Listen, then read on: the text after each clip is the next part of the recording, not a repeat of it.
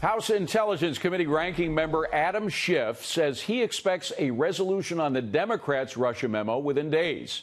Schiff has been working with Justice Department officials to revise the document after the White House blocked its release because of national security concerns. Joining me now is Tom Dupree, former Deputy Assistant Attorney General under George W. Bush. Good to see you, Tom. Do you expect any revelations in this Democratic memo?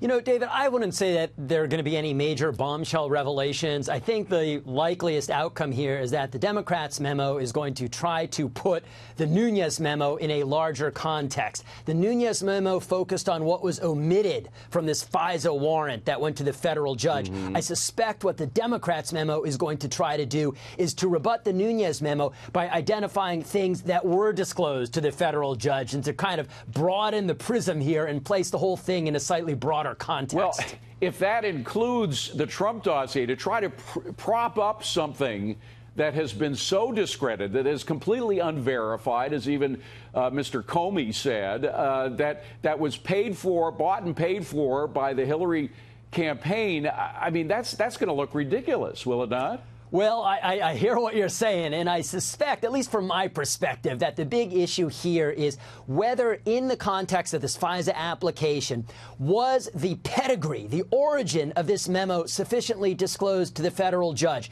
It's one thing if you give the federal judge a dossier and say, this came from a reliable informant. It's another thing if when they gave that information to the judge, they said, look, you might want to take this with some grains of salt because here's how that memo originated. To my mind, that's a key question. There is not a grain of salt in the universe big enough to compensate for the lies and distortions in that. It could be a whole beach full of grains. Well, not to mention the fact that it was paid for by the Democratic Committee, not to mention the fact that Fusion GPS was in the smearing business, including smearing some heroes that died fighting Putin inside of Russia. I mean, they were, if you're looking for collusion, you just look at Fusion and Russia, you find a collusion, and it was that group that the DNC bought the Trump dossier from. I mean, it's extraordinary.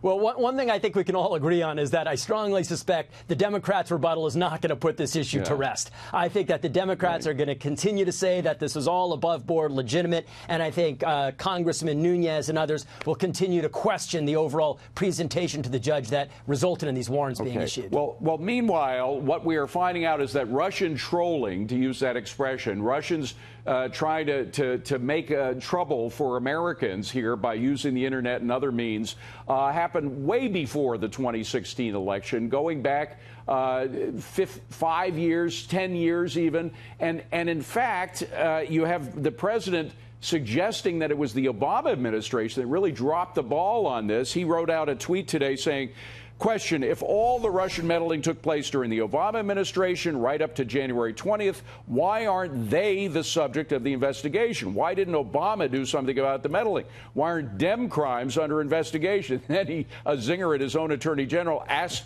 Jeff Sessions. What about that last sentence? Ask Jeff Sessions. What do you think? I think the president knows very well that Jeff Sessions is not the guy who can answer that question because he's recused from all of this. I mean, look, this is obviously an extraordinary tweet in that typically when you have disagreements between a president and an attorney general, they are hammered out behind closed doors, not in the most public of spheres. I think it's also evident that the president has not gotten over the whole recusal issue. My guess is that he is never going to get over the recusal issue. So, I mean, I'm hopeful at some point there will be a rapprochement and they will get back together. And once again, he'll have faith and confidence in his hand-picked attorney general. But what do you think of the overall suggestion that the Obama administration has some questions, some serious questions to answer? I think taking a retrospective look is very fair, David, and here's why.